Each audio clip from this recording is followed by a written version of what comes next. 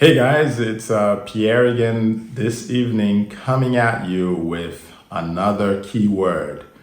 And of course, today is day number 12, right? 12 has a lot to do with government. So today I'm talking to you about power. Who's got the power? So when we're thinking back on grace and faith, because those are going to be practically the themes that I'm going to keep throughout these until the time I start doing some interviews. And by the way, if you'd like to be interviewed, enter the challenge. Start your own challenge, and I will gladly interview you. And all you have to do is check the link here, eonthemove.com/challenge, and I gladly will invite you to an interview on this channel.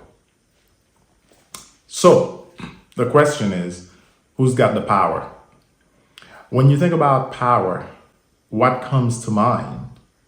You see, for me, I see in Acts 10:38 how God anointed Jesus Christ with the Holy Spirit and with power, and Jesus went about doing good and healing all who were oppressed of the devil. So Jesus did something good with his power. It is said that power corrupts, and absolute power corrupts absolutely. But here's the point. Here we see a man, yet God in nature, who literally could use power for good. And my point to you is from the Old Testament, let's go back to power there too. Moses wrote the first 5 books of the Old Testament, the Torah, the book of instructions, right? And in that book, we see an episode where Moses is praying to God for God to display his power. But when you go back to Exodus 14, and I want you to read that, Exodus 14, around 14, 15 through in that story, in those verses, you will see that they are between a rock and a hard place. They have come to the Red Sea, and it's time to cross. The Egyptian army is behind them. There are mountains on either side of them, and the Red Sea is facing them. And here Moses says something really wonderful. Hey, don't you guys worry. The God that we serve, he's going to do something to get us out of this sticky situation. Well, while Moses is saying, just wait and see the salvation of the Lord, God speaks back to Moses and he says, why are you praying to me? Lift your hand, take the scepter in your hand, which represents what? Your authority, right? And speak to the waters so that they part. In other words, God is saying to Moses, you already have delegated authority. You have power to do things, to change things, to move things. Why are you coming to me and praying to me when you already have the power in your hands? I've delegated this power to you already. And of course, if you understand, Moses was the leader of this people.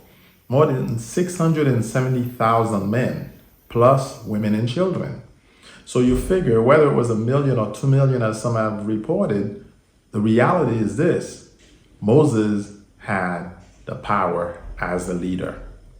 And this is where I take it to you, my fellow believer. Where is the power? Who's got the power? Do you have any power? Because I've seen people looking for those who have power. They're running left and right, looking for preachers who have power, who demonstrate a certain level of power, whether it's healing the sick or raising the dead. But these are things that Jesus asked all of us to do. Think with me when it comes to power.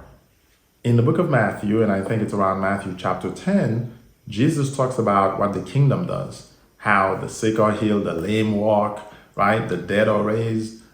Others have demons cast out of them. And at one point, he sends his disciples out. They come back happy and really saying, even the demons bow down to us, Lord.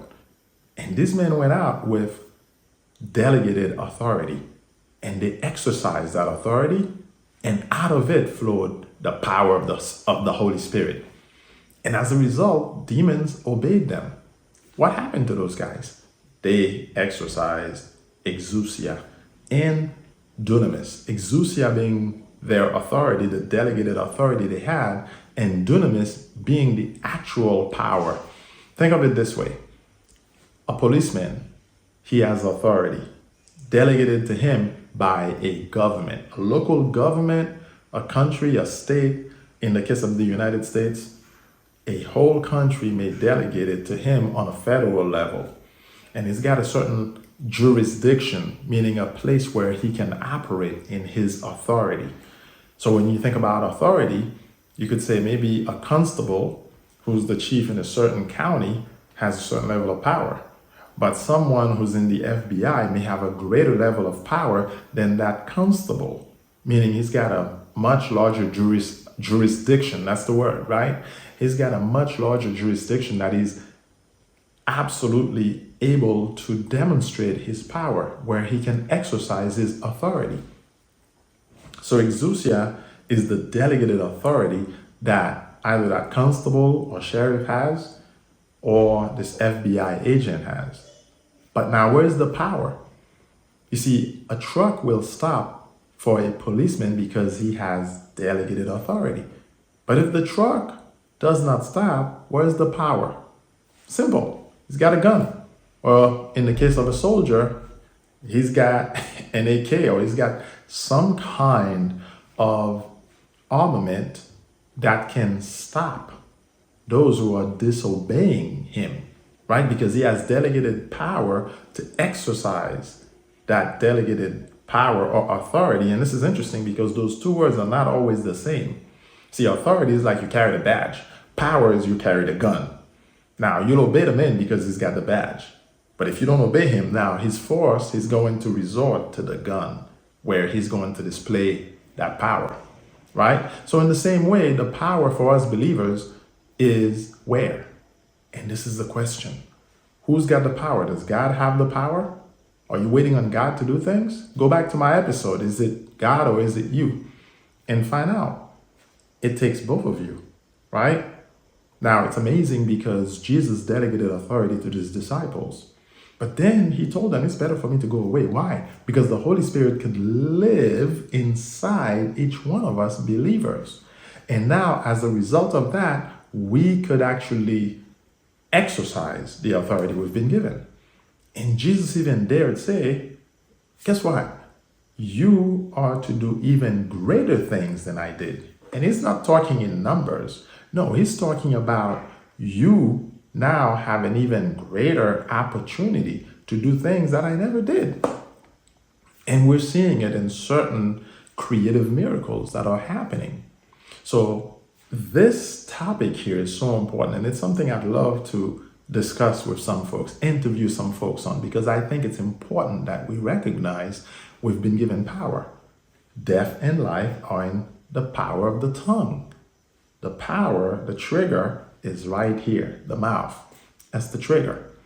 But in reality, when you trigger that power, if nothing comes out, if it's just blank bullets, that's speaking about what you believe deep down in your heart. You see, this is very interesting. You could say things, but nothing happens because you don't necessarily believe it, which means you're shooting blanks. And that's sad because for a believer, when Jesus has delegated authority to you, you should not be shooting blanks at all. You should know the power that you have. And the Apostle Paul puts it this way: I know in whom I have believed. I believe, therefore I have spoken. You see, he understands because he believes it's already here, he now can speak it. He can release it. In the same way, when you get born again, you release the power, you confess Jesus as Lord and Savior, and you receive the Holy Spirit in you. And he's the source of all power. He's the one that hovered over the waters and turned this planet into this beautiful place that it is. But now here's one last one, Ephesians 3:20. That God can do exceeding abundantly above all you could ask or think. But where exactly can he do that? According to the power that works in us. The power is in you. The power is in me. But if we don't truly believe that we have received that power that has been delegated to us, if we don't believe that we've received it, then we're going to go around mealy-mouthed Christians. We're going to go around begging God to do things he's already given us the power to release on the earth. You see, God is not going to do anything that a man or a woman has not released from their mouths, which explains why a lot of the prophecies that were about Jesus had to be spoken by the prophets, right? So in the same way, the power is in your words. What are you saying? But for those words to truly carry power, your belief system, your soul has to believe it. In your mind, in other words, you have to believe it. And this is why I'm doing this 100-day challenge, because I want to challenge you to start transforming your mind, the way you believe.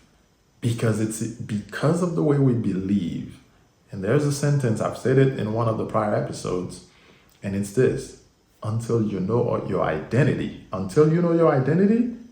you'll never truly exercise your authority, because you don't know your jurisdiction. You don't know you've been granted authority. And you can say, I'm waiting on God to do it as much as you want. And I will remind you, dear friend, that God has already done his part. And now he's waiting for you to manifest the power that exists right here. But don't shoot blanks. Make sure you're spending time in his word so that when you speak, it comes out with true power and it can manifest what it is you're believing. So it's Pierre LaGuerre. If you're watching this on YouTube, feel free to like and subscribe. And of course, I'm looking forward to your questions. And if you're doing your own challenge, don't hesitate. eonthemove.com/challenge and let me know what you're doing, and I'll gladly send you a gift. So once again, who's got the power? Do you or does God? And I submit to you, again, it's the two of you working together, but the power is in you right now. So make sure you're using it wisely. I'll see you on the next episode. Enjoy.